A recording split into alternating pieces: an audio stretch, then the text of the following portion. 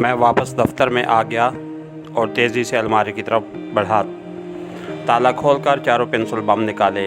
वही अलमारी के पट की ओट में 2 बमों को फ्यूज़ लगाए और सुर्ख बटन आगे दबाकर छोटे डायल की बारीक सुई को 3 के हिस्से पर कर दिया। दोनों बम मैंने अपनी जेब में रख लिए, बाकी 2 को कागज़ में लपेटा, अलमारी को ताला लगा दिया और दफ्तर से निकलकर एम्यूनेशन डंप की तरफ चल दिया। असले के ज़मीन 2 ज़ख़ीरे में उतरने लगा। गार्ड मेरे साथ हो लिया। मैंने उसे बताया कि मैं पेंसिल बम वापस रखने आया हूँ। मैंने क्रैप्ट खोलवाया और जेब से बम निकालकर उसे खोलने लगा। मैं गार्ड से बातें भी कर रहा था। मैंने जानबूझकर अपने हाथ से रुमाल नीचे गिरा दिया और उसे कहा, जवान रुमाल उठाओ। वो रुमाल उठाने के लिए झुका तो मैंने दोनों बम क्रेट में पड़े दूसरे बमों के साथ रख दिए। सिख गार्ड ने अदब से रुमाल पेश किया। वेल जवान, क्रेट बंद कर दो, मैंने असला चेक कर लिया है। ओके, मैंने कहा। ठीक है सर। सिख गार्ड ने क्रेट बंद करके उसके ऊपर पतरी चढ़ा दी। मैं उसे यूनिट के बारे में इधर उधर की बातें करता हुआ असले के ज़ख़ीरे से बाहर आ गया। उस वक्त मेरी जेब में बड़े ही ताकतवर 2 पेंसिल बम पड़े थे, जिनको 2 घंटे के बाद फट जाना था। मैं अपने ऑफिस में आकर बैठ गया। अब मेरे पास वक्त बहुत कम था और मैं जितनी जल्दी हो सके बड़ी तोप परिया के मोर्चे में पहुंच जाना चाहता था, लेकिन कैप्टन वर्मा की मौजूदगी खतरे का अलार्म बजा रही थी। मैं उसे यूनिट से बाहर किसी काम पर भेज देना चाहता था। चुनांचे मैंने फ़ौरन उसे फ़ोन करके बुलाया और कहा, कैप्टन, हमें घी की सप्लाई के बारे में शिकायतें मिली हैं। मैं चाहता हूं तुम शहर जाकर घी कॉरपोरेशन के मैनेजिंग डायरेक्टर से खुद मिलो और बात करो।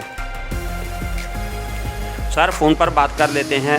ओह नो कैप्टन, तुम इन लोगों को नहीं जानते।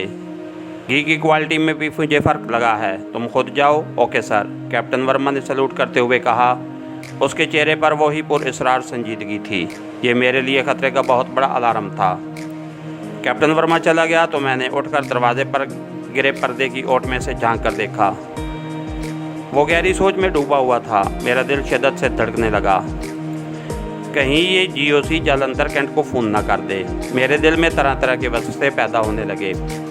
मेरी आंखें कैप्टन वर्मा पर लगी हुई थीं। जीप में बैठकर उसने इंजन स्टार्ट किया और उसे दरख्तों के नीचे से निकालकर यूनिट के गेट की तरफ बढ़ गया। जब वो अहाते से निकलकर शहर जाने वाली सड़क पर रवाना हो गया तो मैं वापस अपनी कुर्सी पर आकर बैठ गया। नए मेजर चरणजीत सिंह के चार्ज लेने में अभी 2 दिन पड़े थे। उसकी मुझे फ़िक्र नहीं थी। परेशानी इस बात की थी कि कहीं कैप्टन वर्मा शहर जाकर मिलिट्री पुलिस को फ़ोन न कर दे कि उसे मेजर करशन पर शुबा है। कुछ भी हो सकता था। हालात करीब करीब हंगामी ही थे। एक बार मुझ पर मिलिट्री पुलिस वालों ने हाथ डाल दिया तो फिर निजात नामुमकिन थी। वक्त गुजर रहा था। मेरी जेब में पड़े हुए दोनों पेंसिल बमों के अंदर लगी हुई नन्ही सी गिरारी ने चलना शुरू कर दिया था और पौने 2 घंटे बाद इन बमों को क़यामत खेज़ धमाके के साथ फट जाना था। कैप्टन वर्मा शहर जा चुका था। कम अज़ कम मुझे तो यही यकीन था। अब इस किस्म के खदशात पर गौर करने का वक्त नहीं था। मैं उठने ही लगा था कि फ़ोन की घंटी बजने लगी। मेरा दिल ज़ोर ज़ोर से धड़कने लगा। घंटी बज रही थी। मैंने रिसीवर उठा लिया। दूसरी तरफ से आवाज़ आई, हेलो कैप्टन वर्मा। मेरे मुंह से अपने आप निकल गया, यस। दूसरी तरफ से भारी आवाज़ आई, मैं जालंधर कैंट रेजिमेंटल से कर्नल बहादुर राज मुखर्जी बोल रहा हूँ। Yes sir. कैप्टन, तुम्हें हमारा ख़त मिल गया होगा। ओके। मेजर चरणजीत सिंह को सैटरडे को चार्ज लेना था, लेकिन हमने उसे कल ही भेज दिया है। वो आज तुम्हारे पास किसी वक्त पहुँच जाएगा। ओके। Okay sir. इधर यूनिट के जवान सब ठीक ठाक है। Okay sir. फ़ोन बंद हो गया। मेरी तो जान हवा हो गई। एक मुसीबत को बड़ी मुश्किल से रवाना किया था और दूसरी मुसीबत शहर से किसी वक्त भी छावनी आने वाली थी। मेरा राज फाश होने में बहुत थोड़ा वक्त रह गया था, या यूँ कह लीजिए कि मौत और मेरे दरमियान चंद कदम का फासला रह गया था। अगर असली मेजर चरणजीत सिंह चार्ज लेने यहाँ पहुँच गया तो मेरा भांडा फूट जाएगा और मेरे लिए यहाँ से फरार होना भी नामुमकिन हो जाएगा, जबकि अभी मेरा मिशन भी पूरा नहीं हुआ था। मैंने घड़ी की तरफ देखा। मेरी जेब में बड़े पेंसिल बमों के फटने में 1.5 घंटा बाकी रह गया था। मैं अपने ऑफिस से निकल आया। अब इतना वक्त नहीं रहा था कि अपने बैरक वाले कमरे तक भी जाता। मैं दरख्तों में खड़ी दूसरी जीप तक पहुंचा और तेज़ी से परिया तोप के मोर्चे की तरफ रवाना हो गया।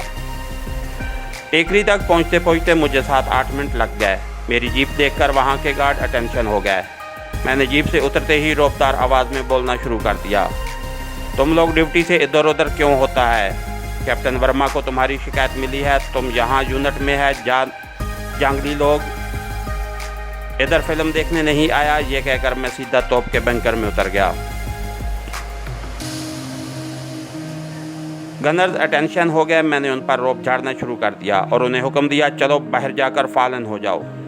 वो एक कतार में बाहर निकल गए। अब मैं अपने शिकार के सामने तन्हा खड़ा था। वक्त किसी तेज़ रफ्तार परिंदे की तरह उड़ा जा रहा था। मैंने जेब से पेंसिल बम निकाले और उन्हें तोप के ब्रिज के सुराख के अंदर आगे धकेल दिया।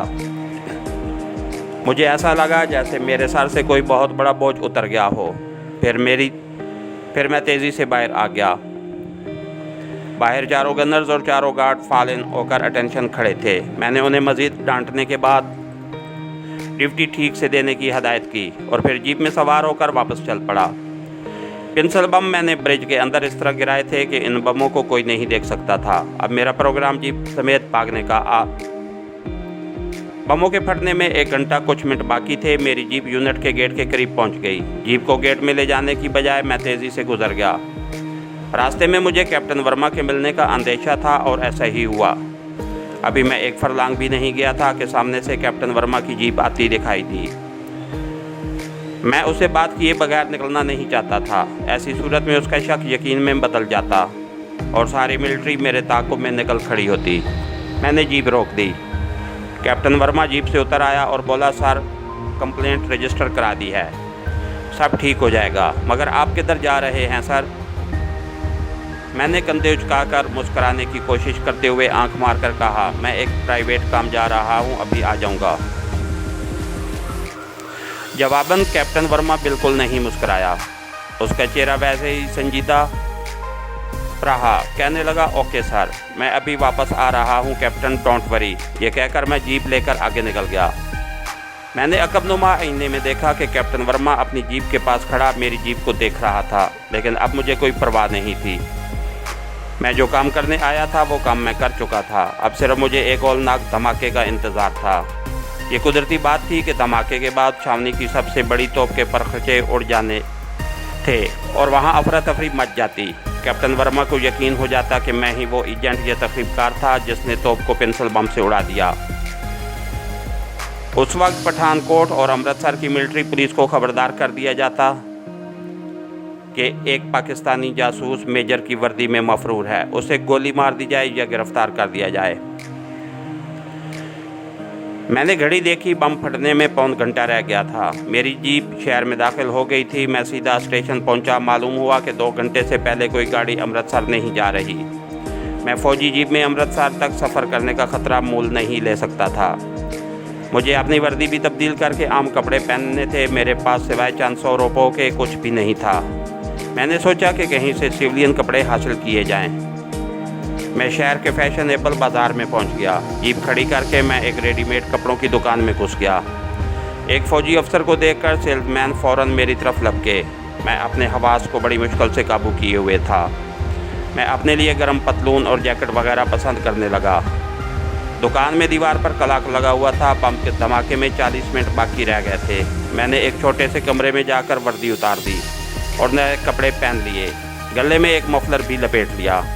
बाहर आकर मैंने दुकानदार से कहा, प्लीज़ मेरी वर्दी पैक कर दें। दरअसल मैं एक ख़ास मिशन पर हूँ। आपको मालूम है कि आजकल हालात कैसे हैं। जी हाँ महाराज, भगवान आपकी रक्षा करे।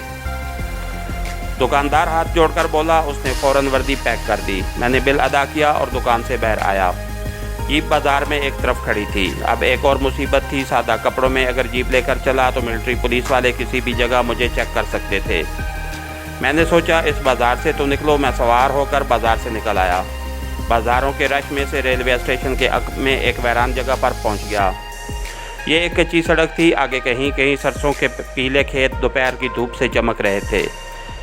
मैंने घड़ी देखी, सिर्फ 7 मिनट बाकी रह गए थे। इसके साथ ही हमारी आज के एपिसोड का इख्तिताम हुआ। कहानीगर चैनल को लाइक कीजिए, सब्सक्राइब कीजिए और बेल आइकन को प्रेस कर दीजिए। ताकि हर आने वाली नई वीडियो आप तक बर वक्त पहुँच सके। शुक्रिया।